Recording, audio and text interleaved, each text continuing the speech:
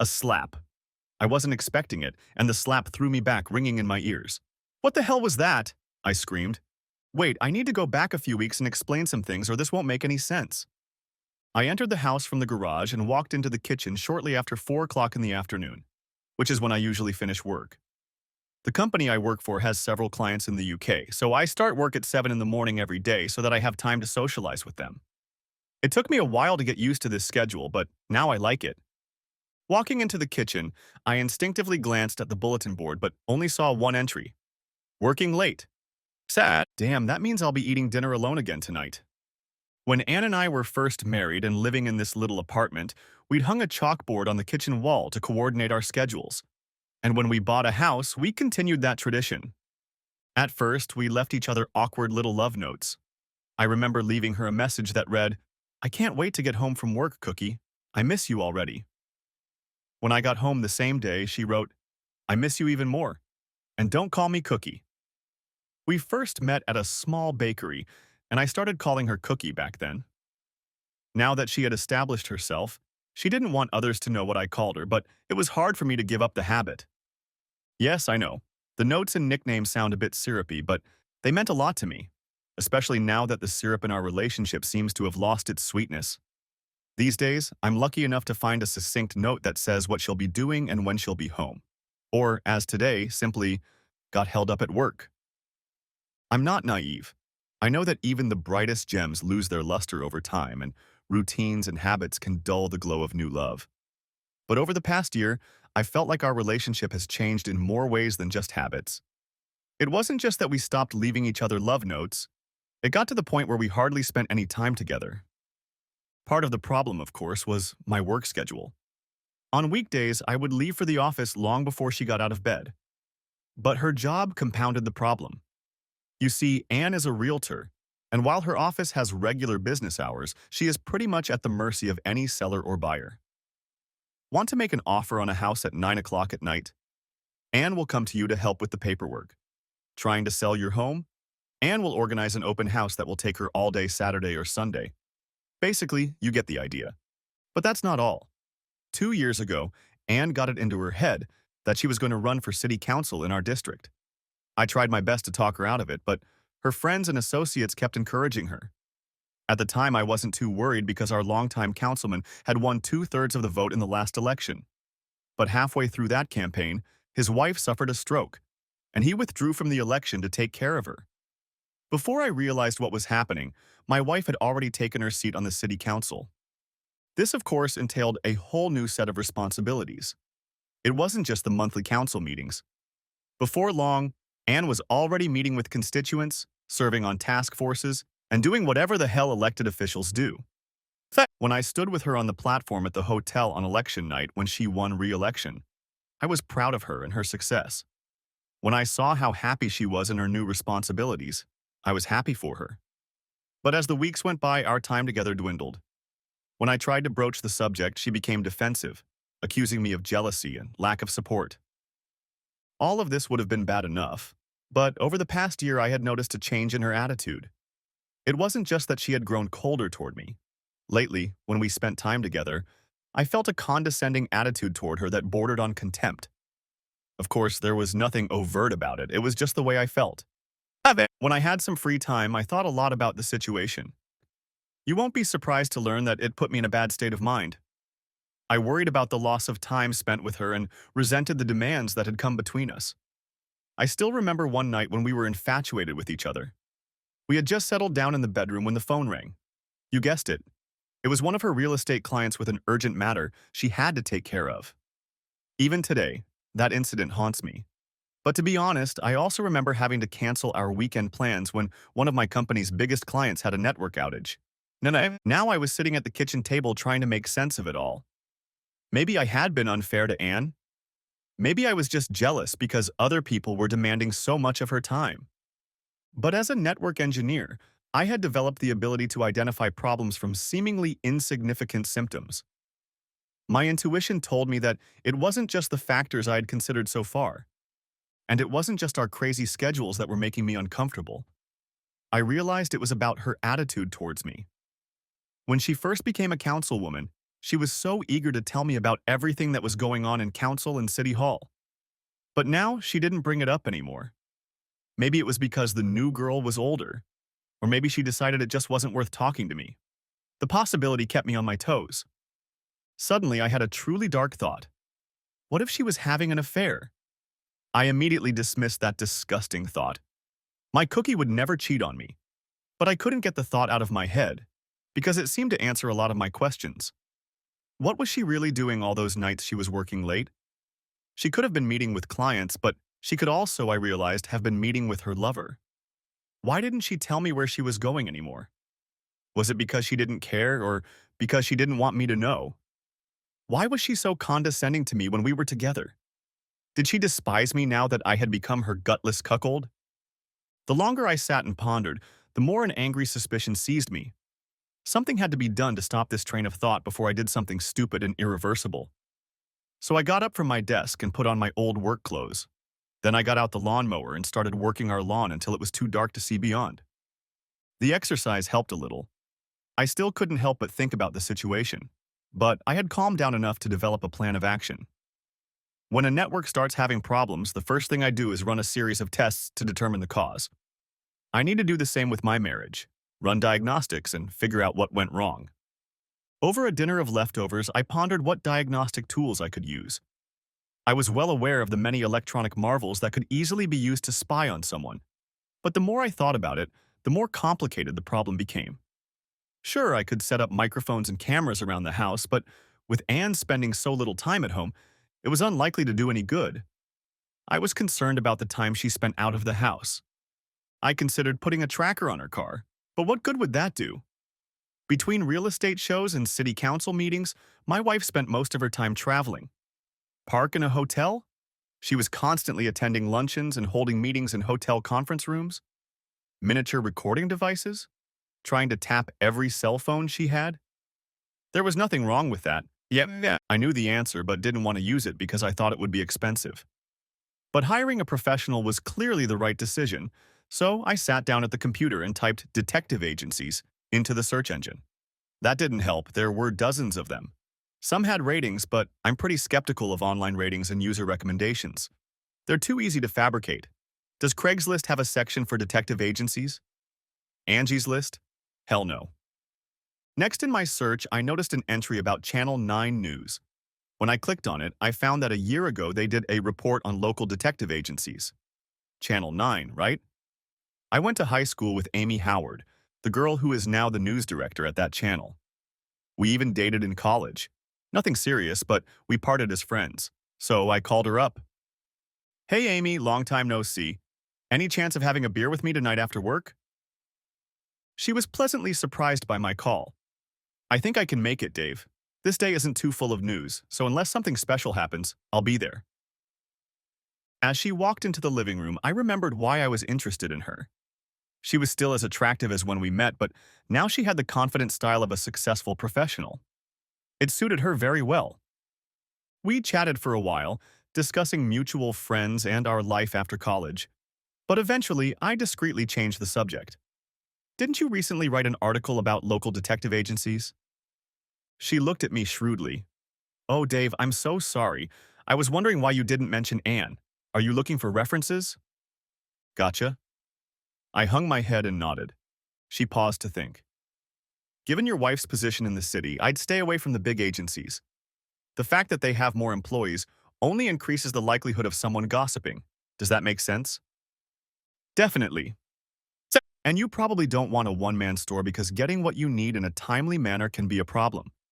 It's hard for the owner to do more than one or two things at once. I nodded. That made sense too. If you're looking for something in between, we've had good reviews on the Masterson agency. It's not the cheapest store in town, but the clients we talked to said they work thoroughly, professionally, and get results in a reasonable amount of time. She paused. Dave, the private detective business is a bit seedy by nature, but you could do a lot worse than turning to Masterson. That seemed like a good call, and I thanked her. But as I got up to leave, she reached across the table and squeezed my palm. It was good to see you, Dave. I hope things work out for you. Keep me posted. I promised her I would. As I drove home, I thought about our conversation. Damn, how I wanted to keep my marital problems a secret. Hopefully Amy would be discreet. The next day, her recommendation still made sense to me, and I called the Masterson agency to make an appointment. As luck would have it, the woman I spoke to said I could meet with Mr. Masterson himself if I came in first thing in the morning. I'll come, I promised. Fortunately, Anne got home on time that evening, and we had dinner together for the first time in days. Considering what I had to do, I was nervous about having to strike up a conversation with her. But I needn't have worried. She spent the entire evening ranting about the arrogance of some businessman who was thinking about running for office in the next election. I didn't have to say much, or play much. The next morning, I got up early and skipped breakfast so I wouldn't be late for my meeting. After leaving a note for Anne on the bulletin board, I got in my car and drove downtown. To my surprise, traffic was free and I arrived earlier than I expected. I checked the address of the Masterson agency one more time and realized it was next door to my favorite coffee shop, Strange Beer. When this establishment opened 10 years ago, there was a lot of talk about its name and what it meant. Some thought it reflected a unique blend of house beers. Others swore the new owner was a former hippie with a sense of humor. But Anne checked the records at City Hall and found that the owner's name was Joe Stranger. Anyway, Stranger Brew had every advantage over the big coffee shop chains, it seemed to me. Apparently, I wasn't the only one who liked the place. Even at such an early hour, I was lucky enough to find an empty seat when I got there. As I sat there, sipping my coffee and eating my breakfast sandwich, more and more customers came in. Suddenly, there was a commotion at a nearby table, and I looked up to see a large red-faced man yelling at a young Latina woman sitting alone. "You're not done yet. What gives you the right to take a table when other people want to sit down?" The young woman sat silent, clearly taken aback by the man's sudden outburst. This seemed to infuriate her accuser even more. "You're a goddamn Mexican, aren't you? I bet you're a goddamn wetback. First you come and take our jobs away from us, and now you're taking a table in my cafe. Why don't you swim home across the Rio Grande where you belong?" He reached out and slid his hand across the table, spilling coffee all over the floor. Before I knew it, I was between the women's and men's tables. "Why don't you leave her alone? She was here before you and has every right to this table. You should buy her another cup of coffee and apologize for insulting her." The man's face turned even redder and I tensed, expecting him to lash out at me. But his gaze suddenly shifted to something behind me, and turning around, I saw the owner standing there. The stranger wasn't a big guy, but he had a sawed-off pool cue in his hands. "You," he growled at my adversary, "get out of my store and don't come back. You have no right to bully my customer, and I certainly don't want your business." I thought the man might decide to pick a fight after all, but he looked at Joe's pool cue, then at me, and finally decided not to risk it. "Okay," he said as he walked out of the cafe, "I'm glad to leave. This place sucks anyway."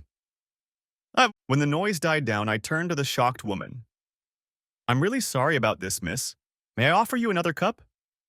The woman looked at me shyly. "You don't know me. Why would you do that?" I shrugged. "I don't. I guess I hate bullies and bigots." She smiled and held out her hand. "I'm Maria Elena Alvarez, and I'm very grateful for what you've done. There are many who don't feel what you feel, and even fewer who are willing to step in to help a stranger." "You're welcome, Maria Elena. I'm David Davis, and I'm glad I could help." At that moment, Joe returned with 2 cups of coffee. "I brought a fresh cup for each of you. I apologize for what happened, and I hope you feel comfortable coming here in the future." We assured him that we would definitely come back, and then Maria looked at me. "Would you like to have coffee with me? It will free up your table for others." "If you don't mind the company, I'd love to join you." I sat down next to her and we began to chat, sipping coffee from steaming paper cups. She shook her head sorrowfully. "I ended up here completely by accident. I have a new job nearby and I came here early because I didn't want to be late for my first day." She took another sip and looked at me. "Do you come here often?" "Not as often as I'd like. I have a personal business meeting first thing today and I didn't want to be late." She nodded, then looked at her watch. "Actually, I should get going." She stood up and held out her hand again. "Thanks again, David, for coming to my rescue. It was a pleasure meeting you, and I won't forget what you did." I shook her hand and watched her walk out the door. I took another sip of coffee and decided it was time to hit the road. Walking out of the coffee shop, I headed down the sidewalk towards the Masterson Agency address. Looking up, I noticed Maria walking ahead of me in the same direction. When she stopped at a stoplight, I caught up with her at the intersection. She noticed me, smiled, and nodded. After crossing the street and walking a little more, she looked back and saw me following her. She frowned. Damn, I don't want her to think I'm following her. Then, to my horror, she walked into the lobby of the same building I was heading to. I deliberately waited a little longer, hoping that when I entered, she would be gone. But when I opened the door, I saw her standing in the lobby with her arms folded and a concerned face. Look, she said as I hesitantly approached her. I really appreciate what you did at the cafe, but that doesn't mean you have the right to— No, no, I interrupted. I promise I won't follow you. At least not intentionally. It's just that I have an appointment in this building. She threw me a skeptical look, then turned and walked toward the elevator. I followed her and when the door opened, got in as well. She pressed the fourth floor button and then turned to me questioningly. I'm going to the fourth floor, I told her helplessly. She frowned again but said nothing. I stepped back as she got off on the fourth, but she started walking down the hall toward the Masterson Agency. As I slowly followed her, she turned around and frowned. Suddenly, as we approached the door to the agency, understanding appeared on her face and the frown dissipated. She stopped in front of the door labeled Employee Entrance and turned to me. Good luck with your business, David. Now I understood. I nodded at her. Thank you. And good luck with your new job, Maria. As I walked into the main entrance of the agency, I had only one thought. Damn, she has to know why I'm here today. Now I had two people who knew I needed a detective. After giving my name to the receptionist, I didn't immediately find myself in Bradley Masterson's office. I didn't know how well things were going at the agency, but at least I had a senior specialist, and that was something. If anyone's last name was good enough for Masterson, it was him. He definitely looked masterful. My height was just above average, and when he stood up, I looked up at him. Not only that, but he was built like a midfielder. I felt a little intimidated. As we shook hands and I began to explain why I had come to see him, he quickly put me at ease with his professionalism. He skillfully guided me through a series of questions about my wife, my suspicions, her habits, and a number of other factors I might not have thought of. This guy really knows his stuff. After half an hour of conversation, he leaned back in his chair. The fact that your wife is a member of the council actually makes the job a little easier. She's used to being out in public and seeing strangers around her. Surveillance shouldn't be a problem. A warning chime sounded in my head. Your people need to be careful. If it becomes known that I'm watching her, it could cause a major political scandal. He smiled like a used car salesman. Mr. Davis, we pride ourselves on our discretion and professionalism. Your wife and her entourage will not know she is under surveillance. I still wasn't convinced. So what methods will you use? Audio, video, GPS tracking? He leaned forward, crossed his arms, and looked at me with a piercing stare. I'm not going to answer your question because I don't want you looking for watchers or devices. I've had clients who lost weeks of work when they accidentally alerted their spouse. Then he frowned. Also, I don't want you trying to conduct surveillance on your own. For the next 2 weeks, you are to stick to your normal routine and behave perfectly normally in the presence of your wife. We're professionals. We don't need help. And we certainly don't need amateurs getting in our way. Am I making myself clear? I leaned back in my chair. Absolutely. And then the other thing he said hit me. You said 2 weeks. You think you can get what you need in just 2 weeks? He relaxed and gave me another of his smiles. You told me that you've really noticed a change in your wife's behavior over the past 6 months. That leads me to believe that if she is indeed having an affair, it is in its hottest phase. She wants to see him, or her, I hadn't thought of that possibility, as often as possible. At the same time, she's already convinced she's getting away with it. I really expect we'll be able to give you a definitive answer a week from this Friday. At the very least, we will be able to inform you of any suggestive behavior that warrants further investigation. I couldn't help but be amazed. Not only did this man have the necessary skills for the job, but he also had a pretty good grasp of human nature. It seemed I had chosen the right diagnostic tool for the job. All right, I'm convinced. So how much is all this going to cost? Without blinking an eye, he named a figure that made me wince. I know it sounds like a lot, he continued calmly, but remember, we'll be employing several people, vehicles, and expensive electronic equipment. More importantly, we're going to give you answers. You've already told me you're plagued by uncertainty. How much is your peace of mind worth? He was right. I pulled out my checkbook. For the next 2 weeks, I felt very uncomfortable. I had never paid attention to myself, so I didn't know what my norm was. Do I look suspicious? Do I show too much interest in my wife? Am I asking too many questions or not enough? But it soon became clear that it didn't matter to me how I acted around her. Anne treated me with the same indifference that she had for months. When I tried to ask her about her job, she acted as if she was doing me a favor by answering. It was also obvious that she thought I wouldn't understand her work on the board anyway. I felt more like an irritant than her husband. The following weekend, in an attempt to show my interest, I suggested we go out for the evening. I needn't have bothered. She immediately brushed it off. I have open houses on Saturday and Sunday, and you know how they always exhaust me. Shit. We may have lived in the same house, but we were more like neighbors than husband and wife. And I was tormented by memories of what our life together had been like. We had so much in common, so many shared interests and favorite activities. I remember sitting together and talking for hours about our dreams and how we could fulfill them. Most painful was the memory of how passionately we loved each other. We would pass each other in the hallway, and the next moment find ourselves in bed in each other's arms, desperate to quench our desire.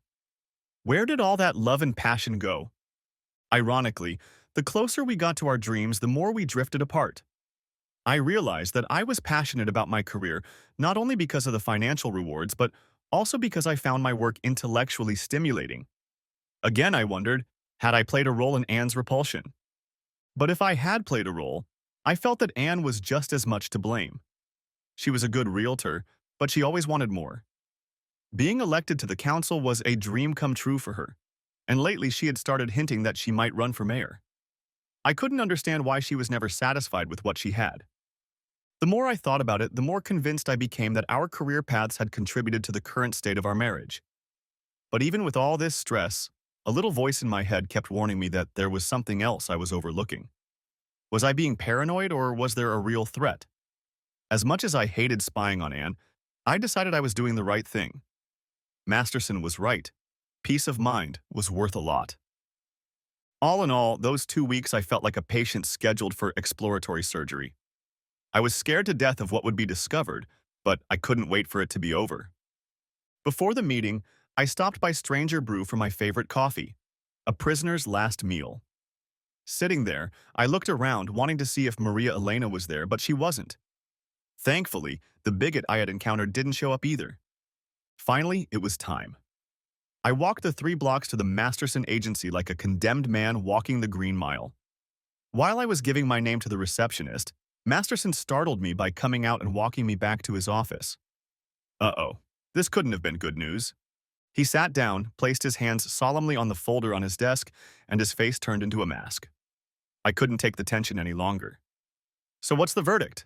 What did you find? Instead of answering, he slid the folder toward me.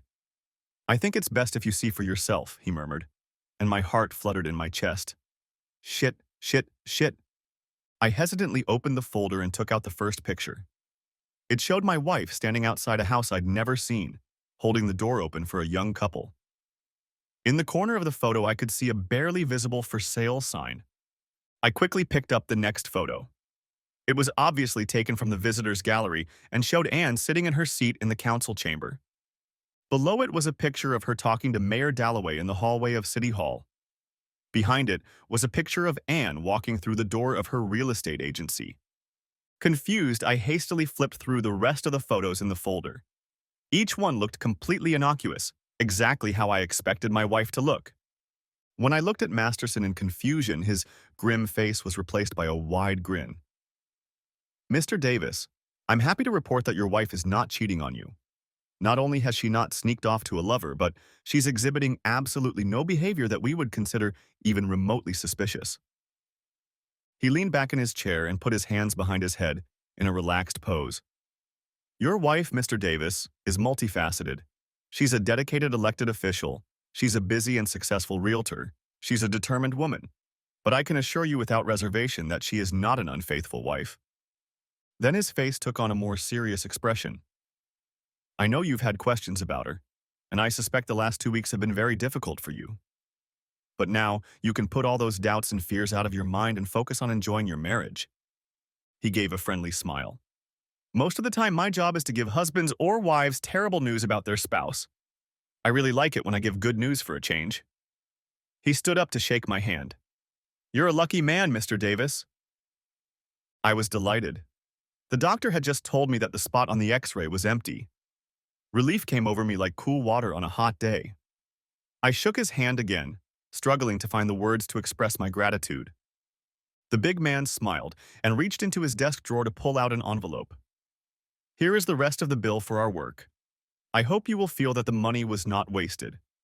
If you pay the receptionist on your way out, it will save us from having to send the bill home to you. I don't think you'll want us to do that.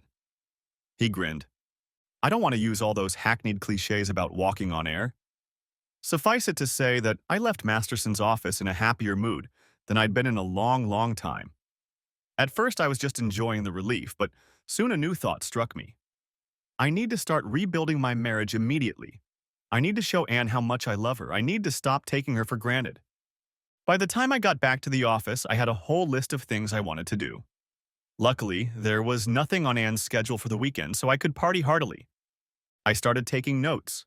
Friday night, flowers, dinner at a little Mediterranean restaurant Anne loves, bubble bath, new sheets on the bed. I'm going to make tonight all about her.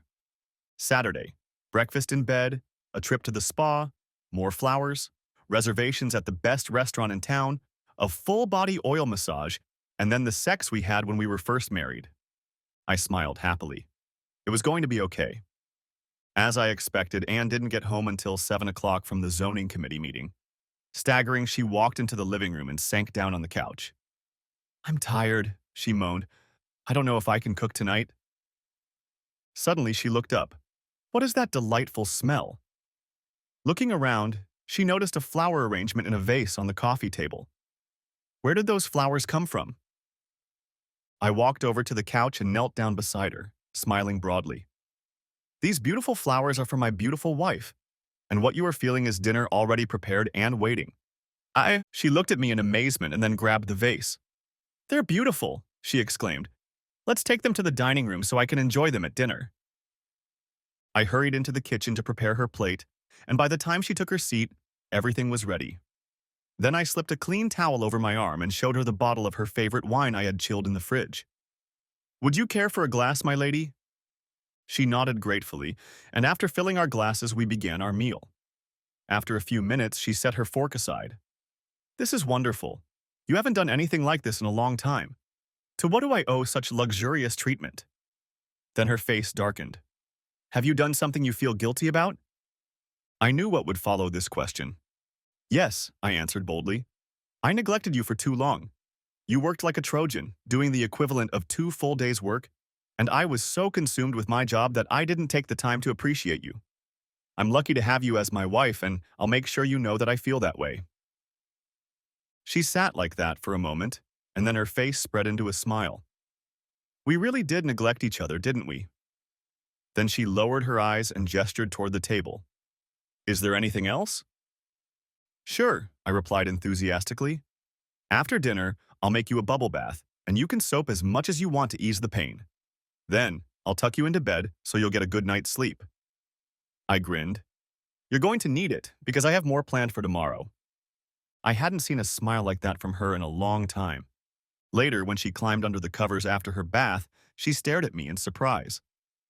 Is that new bedding? She asked, running her fingers over the pillow cover. The finest cotton with the highest thread count I could find, I smugly answered her. Now lie back and enjoy happy dreams. She smiled gratefully once more and closed her eyes as I turned out the light and closed the bedroom door. When I went in to see her a couple hours later, she didn't even move. The next morning, she was still asleep when I walked in with a tray of eggs Benedict, hash brown potatoes, and mimosas. Don't be late, I warned her. You have a spa appointment at 10 o'clock. She shook her head in surprise. You're spoiling me, you know? I hope so. You deserve it. Oh, and after you're done at the spa, Why don't you run down to the mall and see if there's anything you'd like to wear to Il Fiorentino tonight? She frowned as I walked down the stairs. Dinner that night was special. Anne had indeed found a new dress, and when I saw it, I knew I was lucky. When the waiter brought the bottle of Prosecco I had ordered, I raised my glass in a toast. To the beautiful woman who has made me the luckiest man in the world. She took a sip, then tilted her head questioningly. Are you sure you're not guilty of anything, Dave? You don't have a mistress anywhere, do you? I flinched because I suspected her of that. Absolutely not, Cookie. First of all, I take my wedding vows very, very seriously. And second, I could never find anyone I'm more attracted to than you. I took another sip of wine. And I know you'll never do that to me either. Never, she said, and raised her glass to drink to me in return. Our dinner was excellent, but we skipped dessert so we wouldn't get full. We finished our second bottle of wine, and as we walked up the stairs hand in hand, we giggled softly. When we reached the bedroom, she turned to me and inarticulately asked, "So what's next, my dear husband?" What happened next was we had the best night of our lives. We had a great time.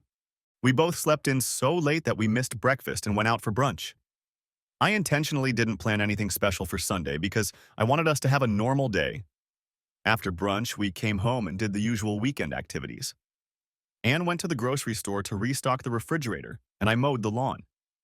After lunch, I sat down at the computer to check email, and Anne went to show the house to a potential buyer who called about one of her listings. It all seemed normal and happy, just like our life together. As I drove to work on Monday morning, I was in a great mood. The wife care project was going great. I felt closer to Anne than I had in months, and I was sure she felt the same way. I even left a special note on our bulletin board. Cookies are delicious. Cookies are sweet. Cookies, you make my life complete. Pretty corny, I know. But at that moment, I really felt it. Work was going smoothly, and I made sure to leave in time to make it to greet Anne. When I heard the garage door open, I froze in anticipation and smiled as she headed in my direction. Slap! She slapped me across the face with all her might, causing me to jerk backward and my ears to ring. What the hell was that? I screamed. You son of a bitch! She yelled at me. You spied on me. You hired a detective agency to spy on me, to photograph my every move. You don't trust me. Oh God, this was not good. She stood with her fists clenched, her face red with anger. I can't believe you disrespect me so much. Do you have any idea how humiliating it is to find out your husband doesn't trust you? She paused to catch her breath. Well, what can you say for yourself? What could I say? She was absolutely right. I didn't trust her. I was stalking her. How could I make it up to her? I stood there like an idiot, desperately trying to think of anything that could salvage the situation. But I trust you, Cookie. I know you've been loyal and honest. You bet I have. After you had me by the tail for 2 weeks. Her face contorted even more. And don't ever call me Cookie again. All I could do was stare stupidly at the floor. My silence pissed her off even more. Looks like I was right about this weekend after all. You were only nice to me because you felt guilty about what you did. No, Anne, that's not true, I started, but she interrupted me. Well, if you didn't feel guilty, you damn well should have. Tears of rage flowed from her eyes as she looked at me. I've never been treated so horribly in my life, and to have it done by my own husband. She spun in place and headed for the stairs. I can't even look at you right now. With those words, she stomped up the stairs and I heard our bedroom door slam shut. I sink down onto the couch, resting my head on my hands. This is awful. It can't get any worse. What can I say? What can I do to make it up to her? I stood up and paced around the room, my thoughts going in circles as well. I don't think flowers or candy will help. Right now, I feel like there is no gift I can give her at any cost to get her back. A price? Oh, hell. What if she finds out how much money I paid Masterson? Then she'd just freak out. My jaw started to ache, so I went into the kitchen and put ice in a plastic bag on it. I deserved it. Hell, I deserved much worse. Then, an even worse thought occurred to me. What if she wanted a divorce? I really couldn't blame her. Why was I letting my paranoia take over? I heard her coming up the stairs and wondered what she was doing. After a while, she came downstairs and grabbed her purse. Throwing me an angry look, she hissed, I don't want to be in the same house with you, and headed for the door. I hurried after her. Are you coming back? I haven't decided yet. With those words, she headed to her car and drove off, tires squealing. I stood there helplessly for another minute, then decided to go upstairs and see what she was doing. At first glance, our bedroom looked normal, but when I caught a glimpse of the guest room, I realized everything. She had pulled all my clothes out of the closet and haphazardly scattered them on the guest bed. Everything I had stored in my dresser drawers was unceremoniously piled on the guest room floor. Sighing, I began to gather my belongings and spread them out in the guest room. Looks like I'll be sleeping here for the foreseeable future. At least she wasn't going to kick me out of the house. I wasn't very hungry, but I forced myself to eat the rest of my food while I waited for her to return. It kept happening later and later, and eventually I gave up and went to bed. After a while, I woke up to the sound of footsteps coming up the stairs. I pulled myself up in bed to see her walk past. A moment later, the bedroom door slammed shut and I heard the click of the lock. I sank down on my pillow in fear. And after a sleepless night, I got up early and headed to the guest bathroom to shower and shave. Once finished, I quietly tried the bedroom door, but it was, unsurprisingly, still locked. Going downstairs, I made myself some coffee, but I had no appetite, so I skipped breakfast. Before I left for work, I looked up and noticed our bulletin board. I grabbed the chalk and wrote, "I'm sorry, Anne. Can we talk?" There were many more things I wanted to say, but I left it at that. Luckily for me, there were no major problems at work because I'd be useless trying to solve them. All I could think about was how to explain my act without making things worse. "Baby, I love you, but I suspected you were cheating on me." Hmm, maybe that's not quite the right approach. How about, "Now that I've checked you out thoroughly, I trust you again." Yeah, that would make her feel better. After agonizing over it for most of the day, I finally decided to tell her the truth. "Baby, I was afraid we were drifting apart and I let paranoia override common sense. That had the advantage of honesty, and if I combined that with a sincere apology, maybe it would help." I left work a little early, planning to throw myself on the mercy of the matrimonial court when she got home, but my hopes were dashed when, as I walked through the kitchen, I noticed a bulletin board. My statement had been erased, and in its place, in large letters, it read, "Go to hell." That didn't sound too promising. Nevertheless, I set about making a delicious dinner for the two of us. Maybe we could talk while we ate. 2 hours later, as I sat alone at the table, the foolishness of this plan became apparent. Admitting defeat, I ate my dinner and put her plate away in the refrigerator. I was just finishing watching the late news when she came home. As she headed for the stairs, I couldn't help myself. "I was worried about you, Anne. I didn't know where you were." She looked at me with squinted eyes. "Why didn't you call your private investigator and report what happened?" she asked, and there was sarcasm in her voice. Then she went upstairs and I heard the door to our bedroom slam. All I could do was just groan. That night defined the nature of our relationship. We were in a state of Cold War and negotiation was out of the question. She came and went as she pleased, and I had no idea of her schedule. We didn't go anywhere or do anything together. I was sure she was going to divorce me and was wary of any stranger approaching. But to my relief, the papers never came. Over time, I noticed, if not a warming, at least a gradual change in our relationship. Her anger at me was gradually replaced by indifference. She started talking to me again, but only about pressing matters. "Garbage pickup tomorrow? Or is there mail for me?" But she steadfastly refused to talk about our situation, and the bedroom door remained closed. Lying in bed at night, my thoughts went from one emotion to another, like those annoying spinning gifs you see on the internet. I started by feeling resentful and defensive about her treatment. How long is she going to keep this up? It's not like I did anything wrong to her. It's unfair of her to shut me out like that, but just as quickly, I'd move on to remorse. "This is all your fault, David. Think how angry you'd be if she did the same thing to you. How long would it take you to get over it?" Then, I'd go back to remorse. Most of all, I felt deep pain. I missed my wife. I missed the physical and emotional closeness we shared.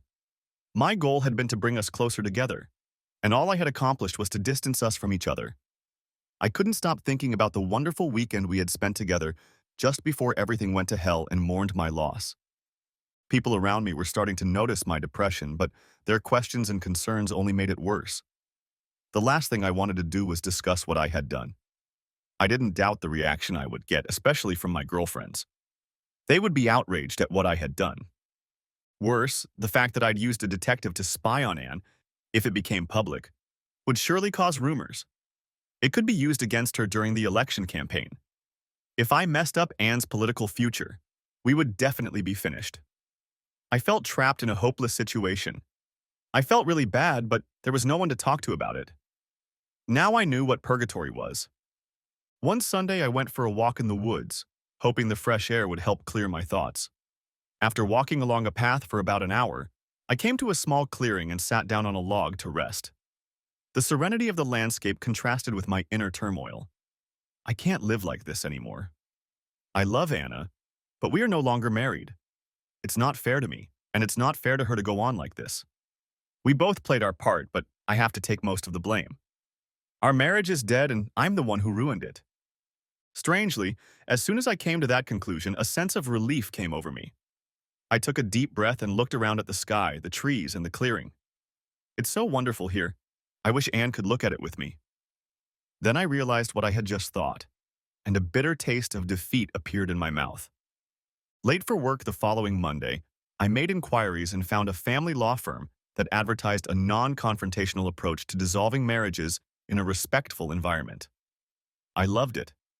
If our marriage was beyond repair, I wanted to end it as painlessly as possible. I called and made an appointment for later in the week.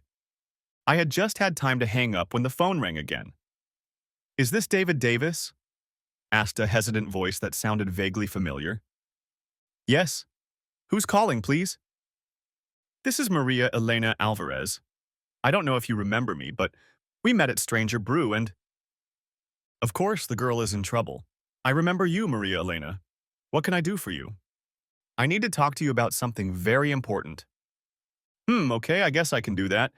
What do you need to talk to me about?" No, it needs to be discussed in person, face to face." "What is this? Some kind of tremor?" "It doesn't sound like him, but still." "I don't really understand. If you could explain—" "Please, David, I urgently need to see you right now, if at all possible. I can come to your office if that would help." I started to refuse, but something in her tone and the whole situation intrigued me. Still, it was better to exercise caution and choose a public place. "No, my office isn't suitable. How about this? I can be at Stranger Brew in 15 minutes. Will that suit you?" "Yes, it's very nice there. I'll see you there. Thanks." What the hell had I gotten myself into? But she had seemed like a nice person before, and now there was an urgency in her voice. I put my work aside and started walking towards the cafe. When I walked in, she was already waiting for me at a table at the end of the hall. She stood up and shook my hand as I approached her, then offered me a cup of my favorite coffee. I took a sip, trying to figure out where best to start. I decided to temporarily limit myself to small talk. "So, how's Masterson's independence coming along?" A sour expression appeared on her face. "Not great. I got fired yesterday." "Fired? What happened?" "I'll tell you about it later. First, I'll ask you, how are things with your wife?" I was shocked. How did she know about Anna and me? Then I mentally slapped myself. Of course she knows. She saw me come into the agency. Hell, she was probably part of the team that had Anna under surveillance. At that moment, all my troubles came over me, and I felt the depression coming back to me. I leaned back in my chair and shook my head. Things aren't going well, not well at all. Somehow Anne found out I was following her and blew up. And then, to my surprise, all my pain and sadness came pouring out, and I told this almost stranger the story I had kept to myself for so long. She looked at me expressionlessly as I told her about my grief. When I finally finished, she tilted her head to one side and asked, "When you met with Mr. Masterson, did he show you the surveillance photos?" "Yes, of course. Why?" "And what were they depicting?" I was confused. They showed Anne going about her normal business, meeting home buyers, going to council meetings, working in her office. Everything was perfectly normal, perfectly innocent. Why? She leaned toward me with a strained expression on her face. "David, yesterday morning at the agency, I needed to make copies of some documents. When I went to the copy machine, I found your folder of documents there." She blushed slightly. "I shouldn't have touched it, but I remembered how kind you were to me and I got curious, so I looked inside. I saw the pictures you just described, David, but there were other pictures in there that Masterson must not have given you. David, I saw some pictures of your wife in the arms of another man. They were pictures of them having sex. What? That's impossible, Masterson assured me. That's not all, David. The photos had different dates and times on them. This isn't a one-time mistake. Your wife is having an affair with this man. I couldn't believe it. You must have made a mistake. It couldn't have been Anne. Why would Masterson lie to me? I don't know, David, but when he caught me with your file, he went ballistic and fired me on the spot. Why did he react that way if he had nothing to hide? Do you have copies of the photos? I need to see them for myself. No, I'm sorry, I haven't had time to make copies. I looked at her carefully. Are you sure you're not making all this up to get back at Masterson for firing you? I immediately saw the resentment in her eyes. Of course I'm mad at Masterson, but I would never use you to get revenge. You were so kind to me, sticking up for me even though you didn't know me. I could never repay your kindness in such an evil way. There were tears in her eyes. Maybe she is a great actress. But I immediately dismissed the thought. She is not lying to me. However, I still had a hard time understanding the meaning behind her words. Okay, so who was that other man in the picture? She shook her head. I don't know. I didn't recognize him. I started to say something else, but she reached across the table and squeezed my hand. David, there's a lot I don't understand, but I think I know a possible reason why Masterson lied to you. Your wife is a person of some influence in this town. I believe Masterson is blackmailing your wife. That stopped me. There were plenty of other people in town who would love to use the scandal to oust Anne in the next election. As ambitious as she was, she'd be willing to do almost anything to avoid such an embarrassing exposure. Without thinking, I rubbed my jaw where Anne had slapped me. Had she been lying to me all this time? Had she treated me like dirt and then laughed about it with her lover? The more I thought about it, the angrier I got. I stood up, walked outside, and started down the sidewalk. Maria Elena rushed after me and grabbed my arm. David, where are you going? Snare, I'm going to head over to Masterson's right now and find out what's really going on. Wait a minute, David. Stop and think about it. If I'm right, Masterson will only lie to you because it's the only way he can maintain his influence over your wife. Besides, he's probably already removed those photos from your file and hidden them away. You won't get anything from him. She saw my hesitation and hurried to continue. The same thing will happen if you meet Anne. Do you really think she'll admit to anything? She pulled me toward a bench on the sidewalk. If you tell them what I told you, they'll both say I'm just a disgruntled employee. It'll be my word against their word. She looked me seriously in the eye. David, I swear to you that I'm telling the truth. I hope you believe it. I watched her face and checked my instincts. She's not lying. She's trying to repay someone who helped her. I believe you, Maria Elena. I saw relief mixed with gratitude on her face, but then she turned serious. There's something else, David. There's a reason I wanted to see you now. I learned something else important yesterday. I saw Masterson's calendar. He has a meeting with your wife in half an hour. If you'll agree to watch him for a while, maybe we can find out what he's up to. Yes, of course. Do you know where they meet? I wrote it down. She handed me a piece of paper with a suburban address on it. 2232 Magnolia Lane. Why there? I growled, more to myself than to her. It's a residential neighborhood. I shrugged. I'd deal with that later. Come on, I said. My car is parked nearby. Soon we were on our way to the address Maria Elena had given me. I didn't say anything, but I was seething inside. I'd felt so guilty for not trusting my wife, and now it turned out I'd had good reason to doubt her all along. What a bitch. Who was her secret lover? How long did her affair last? And how did Masterson get involved? Take your time, I told myself. Wait until you know for sure that Anne is cheating on you. Jumping to conclusions is what got you in trouble before. Yeah, but that was because Masterson lied to me. It was hard for me to stay calm. There he is, Maria Elena shouted as I blindly drove past the address. I drove another block, turned around, and came back to park on the street 2 houses down. Damn, this is a really nice neighborhood. Whose house is this? I asked, addressing mostly myself. Then, as we pulled up to the house, I saw something I hadn't noticed before. A for sale sign from my wife's real estate broker. Suddenly, everything made sense. That's why they're gathered here. This house is vacant, I said to Maria Elena in a quiet but insistent tone. The owners have moved out, and she's been trying to sell it for months. We stayed behind the large hedge that surrounded the property and headed for the driveway. There were two cars parked there, but I didn't recognize either of them. You're going to stay here. I'll look around and try to spot them, I whispered. I'll go too, she replied fiercely, and I shrugged. Together we walked slowly towards the house, keeping in the shade of the hedge. We heard sounds coming from the back of the house, and as we crept closer, we noticed French doors opening into a room that must have been a den. We peeked inside and my adrenaline began to build. Anne, dressed in lingerie I'd never seen before, was lying on the couch talking to someone we couldn't see from around the corner. I gritted my teeth. She's getting herself worked up. Suddenly, a figure came into view, and all I could do was keep quiet. Bradley Masterson walked into the room, nothing but a smile on his face. Then I saw that they were having fun. I grabbed Maria Elena's hand and showed her to go back outside. I had never been so angry in my life. What a bitch, I hissed once we were out of earshot. If he's blackmailing her, she sure doesn't look like she's going to resent it much. Should we take a picture? She asked. I thought for a moment, then smiled. Oh yes, we'll take lots of pictures.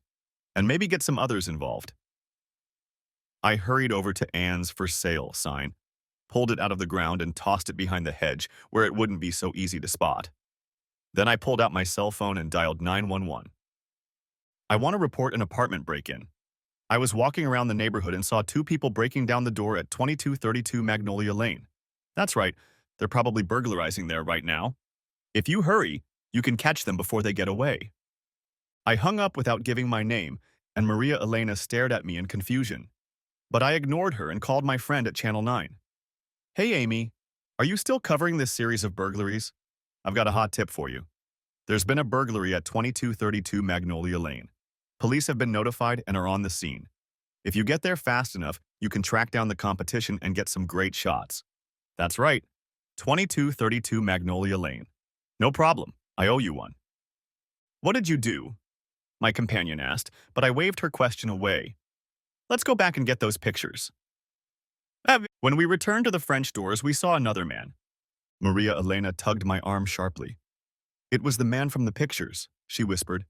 Do you know who he is? I nodded angrily. Oh yes, I know him. Anne introduced me to him at one of her political receptions. It's none other than Harold Hartfield, head of the zoning commission in our fair city. Suddenly, Mary pulled me away from the door and pointed to the end of the driveway where a patrol car had just stopped. We rushed toward them together. We just saw them, officers, I gasped. They're still inside. If you hurry, you can catch them.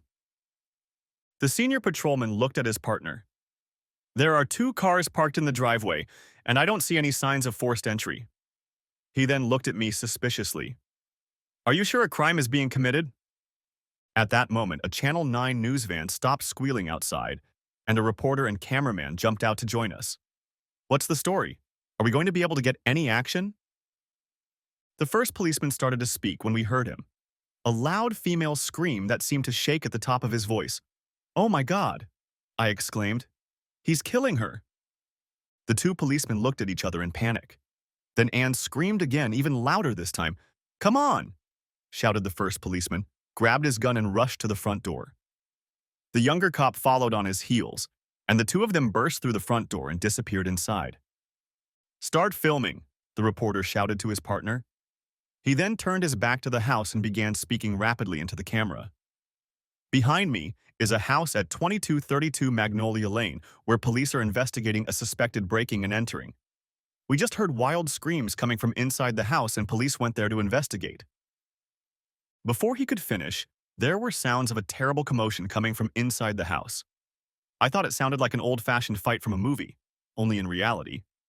People were screaming, and there were sounds of breaking furniture and glassware. The cameraman focused on the house just in time to see the commissioner walk out the front door completely naked. Right behind him came my wife, dressed exactly the same. Wait for me, she shouted as Harold swung open the door of one of the cars and started the engine. Once she was inside, he put it in reverse, then braked just in time to avoid hitting a patrol car parked at the end of the driveway. In desperation, Hartfield shifted into drive and roared into the yard. Then he spun the steering wheel, cutting huge furrows in the lawn, and tried to get through the hedge. He almost succeeded, but thick branches stalled the car and lifted the rear axle so high that the tires could only spin uselessly in the air. The reporter immediately recognized the two politicians. He signaled to his cameraman and then rushed to the stalled car. Commissioner Hartfield, Councilwoman Davis, could you please explain to our viewers what you were doing in the house together? And where are your clothes? The commissioner refused to talk to him, and when the reporter insisted, Harold rolled down the window. Then the cameraman raised his head and focused on the house again. The hunched figure of Bradley Masterson appeared on the screen, his hands cuffed together. The two police officers who were leading him toward the exit didn't look their best either. Who's that? A reporter asked confusedly. This is Bradley Masterson, president of Masterson Investigations, Maria Elena said. He's a private investigator. The reporter wrote down the name but was still confused. And who are you? He asked Maria Elena. We need to go home, honey, I said firmly. Took her hand and led her to my car. As we drove away, we saw the police trying to disperse the neighbors who had come out to see what was happening. Over the next few days, the news became a citywide sensation. Channel 9 used the footage for a commercial on the evening news, and the footage of the commissioner, councilman, and detective covering their intimate places was shown over and over again. The footage was so racy that the national affiliate of Channel 9 picked it up, and it made it onto the national evening news. Soon there were few places in the country where people didn't see the glorious figure of my wife running across the grass. Masterson, of course, was immediately jailed for aggravated assault on a police officer. As he was being led to his cell, he made some crude remarks about the two officers and what he intended to do to them as soon as he was released. The judge hearing the case was not amused by Masterson's remarks and refused to release him on bail. It was more difficult for the police to determine what crimes, if any, the commissioner and councilman had committed. Breaking and entering was quickly ruled out, and when it was discovered that Anne was the listing agent for the apartment at 2232 Magnolia Lane, even the trespassing charges were dropped. However, because of the intense publicity, they had to go into hiding. The morning paper was upset to learn of the scandal, and the editor instructed all city staff to find out what was really going on. Commissioner and councilman, politics makes strange acquaintances, screamed the headline the next day. I assumed it was all about sex, but I was wrong. An enterprising newspaper reporter did a little digging and found evidence of bribery in connection with several local real estate projects. It turned out that a councilman was soliciting bribes from developers, and a commissioner was soliciting favorable zoning permits in exchange for the councilman's sexual favors. Apparently, they didn't hide deep enough, because once the story came out, they were quickly arrested and charged with official misconduct. The first thing I did when I got back to my office on Magnolia Lane was to call the law firm I had contacted and cancel the appointment. Oh, the pleasant woman I spoke to asked hopefully, does this mean you've reconciled with your wife? It means I no longer want to part amicably, I replied coldly. I'm going to hire a real shark and deal with her. I guess bringing me into the case was inevitable, at least at first. The police questioned me several times trying to find out if I was involved in or benefiting from my wife's little scheme. Fortunately, Anne kept all her funds in a separate account in her name only. And when I told the lieutenant how I'd hired Masterson to investigate my wife, he only shook his head sympathetically. My friends and colleagues sympathized with me too, but none of them could think of anything to say to me. We all loved Anne, and are sorry she turned out to be a corrupt politician and a cheating whore, was somehow not quite right. Neither was, sorry you turned out to be a cuckold. Most of them ended up avoiding me, and I couldn't blame them for that. I hired a real shark of a lawyer to handle the divorce case, though it turned out to be unnecessary. Given Anne's public infidelities and the likelihood of jail time, divorce was not an issue. But my lawyer made sure Anne got the worst part of the financial settlement. I thought I was done with her, but to my surprise, I was facing another meeting with my soon-to-be ex-wife. Anne's lawyer called me. She wanted me to testify in Anne's defense. I laughed out loud at the thought, but stopped laughing when the lawyer said she would subpoena me if I didn't cooperate. The thought of being dragged back into a showdown with Anne didn't appeal to me, so I decided to back out. But then her lawyer mentioned that he wanted to interview me before the trial, and Anne would be present. After briefly thinking about it, I decided to agree if Anne would answer a few of my questions. I was glad when she agreed. Maybe now I would finally get some questions answered. When I entered the conference room of the attorney's office, Anne was there with her. She was wearing one of her power suits that she liked to wear to council meetings when she knew the TV cameras would be there. I had to admit she still looked good, but one look at her face and I realized the stress was taking its toll. Mr. Davis, Anne's lawyer began, I understand that your marriage will soon be dissolved under favorable circumstances. We are not here to discuss that. We are trying to prove that before Mrs. Davis lost her way under the influence of extraneous temptations, she was a loving wife and a devoted life companion of good character. We would like to call you to testify about your life together prior to the sad events of recent months. Driven astray by other people's temptations, I thought sarcastically. Well, that's one way of looking at it, but I restrained myself and looked calmly at the lawyer. When I married my wife, I began, she seemed to me the most attractive, the most interesting woman I'd ever met. She was smart, funny, and had a way of putting people at ease that made them want to be around her. The lawyer gave Anne a quick nod and then turned to me with an encouraging smile. She wrote down every word I said. For the first 6 years of our marriage, Anne and I had the same goals and dreams, and I felt we were on the path to achieving them. The lawyer interrupted me. You mean the first 8 years, don't you, Mr. Davis? I believe you've been married for 8 years. I ignored her and continued. But ever since she was elected to the city council, my wife has changed. She has become an ambitious, manipulative person, concerned only with herself and her goals. She has increasingly neglected me and our marriage in pursuit of her own advancement. It was the growing indifference and contempt she showed me that finally drove me to hire a private investigator. No, Mr. Davis. That's not what we want. You need to— Never mind, Virginia, Anne interrupted. I told you there was little chance. He was never going to help me. Then she looked at me bitterly. So why did you come here today, Dave? What do you want? I folded my arms and leaned across the table toward her. I want to be alone with you for 30 minutes so I can ask you some questions. Will you help me if I do? Not a chance in hell. She stared at me for a few seconds, then sighed and leaned back in her chair. Okay, I guess I owe you one. You have 30 minutes. Are you sure? Anne's lawyer asked. It's all right. He won't hurt me. Shaking her head, the lawyer left the room, closing the conference room door behind her. Anne turned to me again. Okay, Dave, what do you want to ask me? I had so many questions, but I decided to start with the most basic one. Why, Anne? Why did you do it? Suddenly, she straightened up abruptly and her eyes flashed fire. It's all your fault, you know. I wouldn't be in this mess if you hadn't hired that detective to follow me. I was stunned. My fault? How can it be my fault?